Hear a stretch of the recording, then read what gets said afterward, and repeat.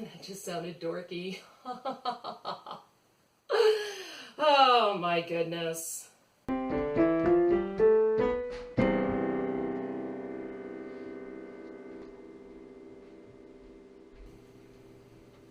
Hey guys.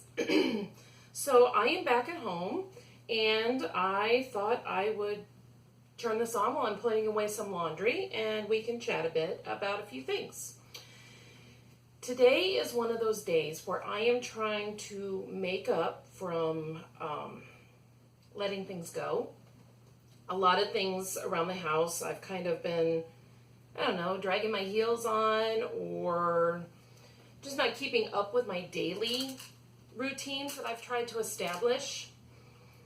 And whenever that happens, even if I get off of my routine for one day, it really messes me up because I don't know about you, but in order for me to make things a habit or routine, I have like this every day. I have to do them, or I will get off of my routine and everything will turn to chaos.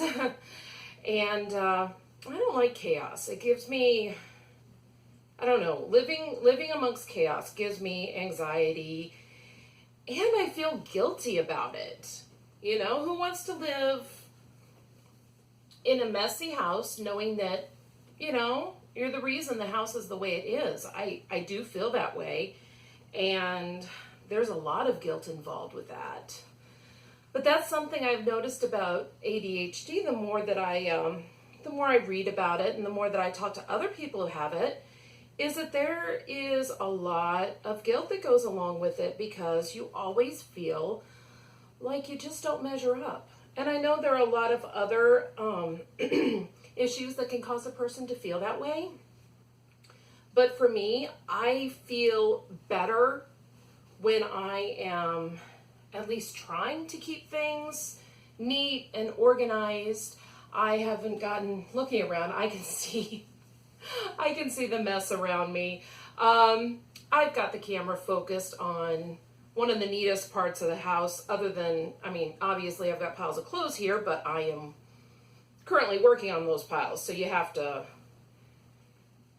of have to expect that there's going to be piles while they're being put away. And these are fresh from the dryer. When I get things out of the dryer, well, these are my pajamas, they're on top of them, but the shirts, I lay them out as flat as I can so that they don't wrinkle while they're waiting for me to put them away. And then my tanks I lay out. I've got pants laid out. And a couple of hand towels got into this load as well. For laundry, what I've been doing is everybody in the house has a laundry bag. And mine is hanging on one of my bedroom doors. And so all of my clothes that need to be washed go into the laundry bag. But these little hand towels, I actually keep them in a drawer in one of my dressers for when my hair is a little bit damp when I go to bed, or if I have put something on my face that I don't want getting on the pillow. Like some nights I go to bed and I put coconut oil on my face. Oddly enough, that helps with the oiliness. Coconut oil with a couple of drops of rosemary. Yeah, rosemary essential oil. And I had read that it was good for your hair to do that, and good for your skin if you have oily skin or large pores, both of which I have. So sometimes I put that on my hair or on my skin, and obviously I don't want that getting on my pillowcase because you know how hard it is to get oil out of clothing. So since I don't want that getting on my pillowcase, I will put a towel down. But when I use these towels, they don't go in the towel bag, which is in the bathroom. They just go in my laundry bag, which is why I have a few towels in my laundry, because this is all my stuff. Now my shirts, these are, I guess they're considered t-shirts, but they're, I don't know exactly how to describe the material. It's softer and a bit flimsier than standard t-shirt material, and it will wrinkle very easily if I fold them and put them into drawers, so I don't do that. almost out of straight edge hangers. I prefer to put my shirts on straight edge hangers. When I bought these hangers, I didn't realize that they're, I don't know how I didn't realize this, but they had two different kinds available. The ones that are straight, and they have a little hook underneath, and then the ones that have this little notch. So when I put shirts on hangers, I prefer to put them on the straight edge ones, but I don't always have them, so I put that other shirt on the hanger the wrong way. Yes, I'm particular about how my shirts go on my hangers. Turns out there's a lot of things I'm very particular on that I didn't realize I was so particular about. But yeah, right now I'm just trying to catch up on everything. Oops, this is a regular t-shirt. Okay, I'll show you what I do with the regular t-shirts. And I have a lot of them. That's one thing I absolutely love is t-shirts. And I'll show you some of the different ones that I have. Move these out of the way. I actually learned this folding technique. It was a YouTube video. I looked it up. I think they call it the 2-second fold. Now, I'm not as fast as the person in the video. All right, so I have tilted the camera down so that you can see the surface I'm working on. And I have cleared off everything so that all we have on here is the t-shirts that I'm folding and the ones that I've already folded. So what I like to do is stack my t-shirts vertically in the drawer like this. They're actually like this. So when I open up the drawer, I can see, you know, oh, there's my Soft Kitty shirt. There's my Star Wars shirt. And, you know, I can grab whichever one I want. So I'm going to show you how to do this fold very quickly. And it actually has worked very well for me ever since I learned how to do it. I'm able to neatly fold my shirts and get them in my drawer. And I'll insert a picture of my drawer.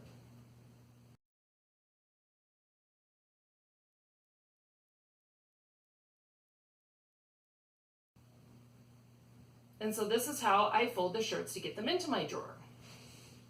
All right, the first time I'm going to do it quickly without explaining what I'm doing at the time. You want to lay the shirt out and you want to smooth it as much as you can. Now, the nice thing about this fold also is that the shirt tends not to wrinkle too much. You do have some creases from where the folds were because that's just the way fabric is. But it's not a wrinkled mess like if it was laying in a heap or if it was just sloppy fold. Sloppy fold. that's okay. So anyway, this is how I do this.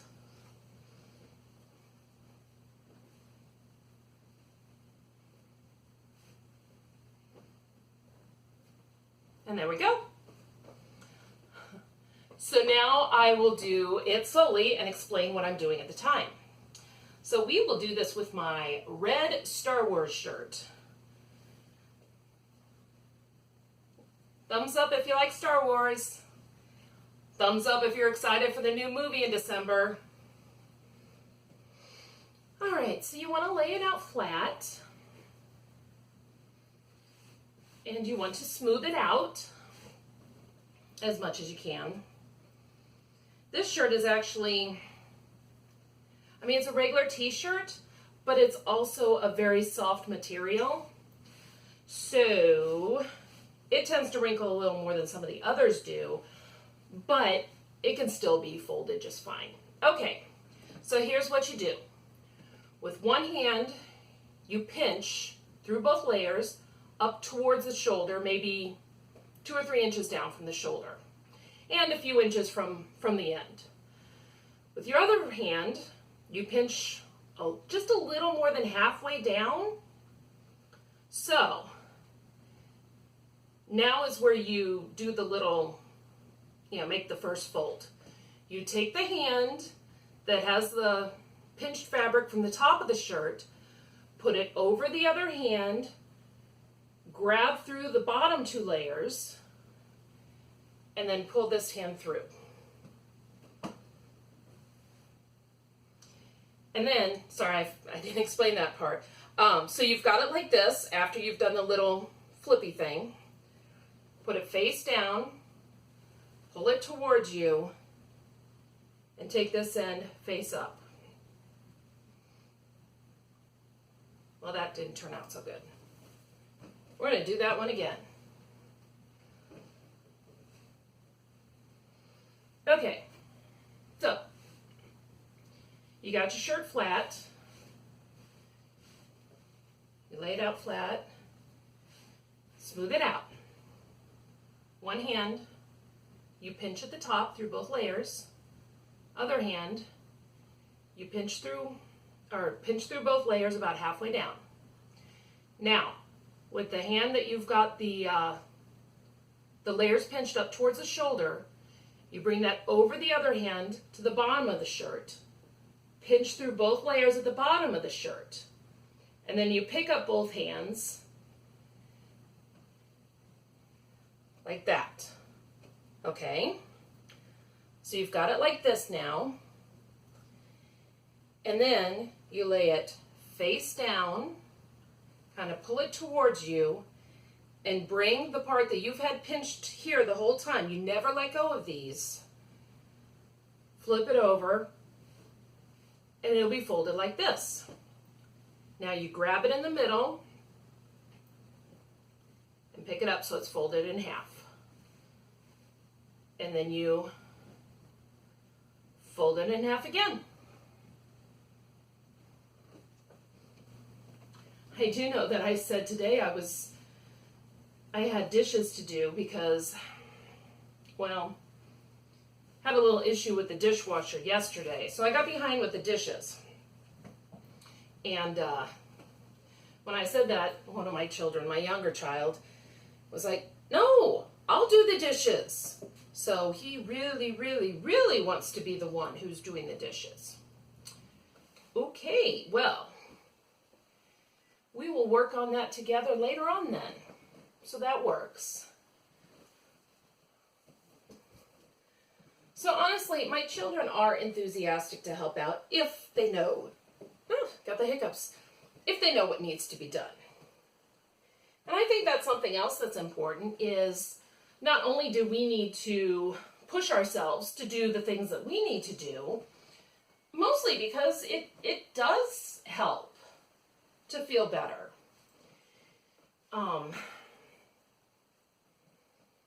But we also have to learn to delegate to the other members of our family.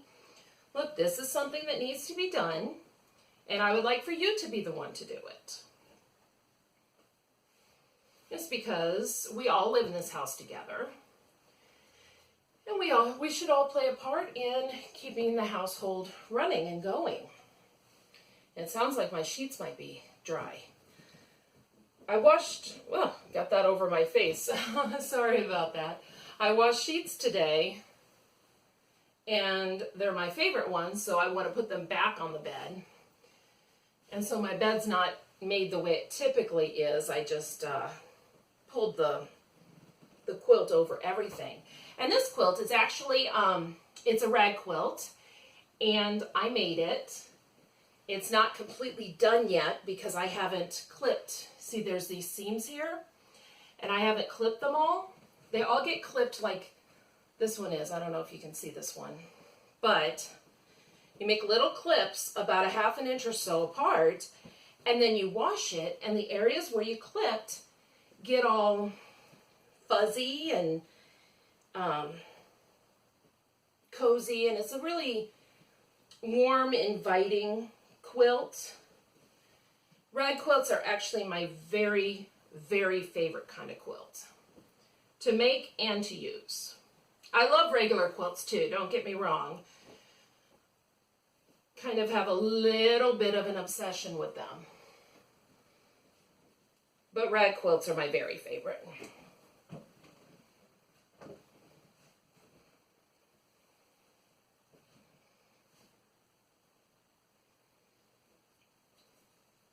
And the shirt got oily.